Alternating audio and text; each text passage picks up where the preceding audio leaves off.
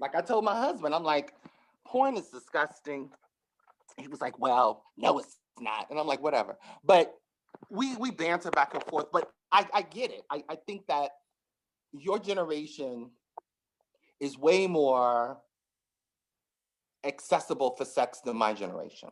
For instance, I'm a bottom, and there was gay magazines where you would advertise whether you were a top or a bottom. You would get a pen pal, they would write you all of that. Child, all you got to do is go on Grind the Jack, say I'm a top, I'm a bottom, show a dick, show an ass, it's on and popping. That's a blessing and a curse because you know the person's ass, but you don't even know if their real name. You don't even know who they really are. Mm-hmm. Whereas for my era, we were pen pals and we would leave voice messages on the phone. We eventually would have to meet and talk. So it's just a different era. The accessibility of sex is way more rapid. But the question though is, are you being more impulsive? Are you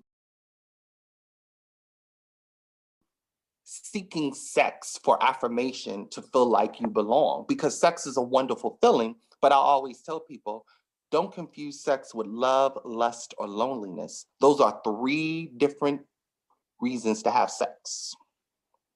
Are you lonely and having sex and then you feel he loves you? Because that's a totally different thing.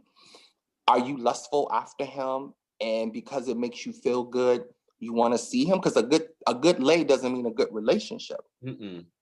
And a bad lay doesn't mean a bad relationship. So I say that to say that for a lot of men my age who are finally coming out, because that's a whole nother conversation.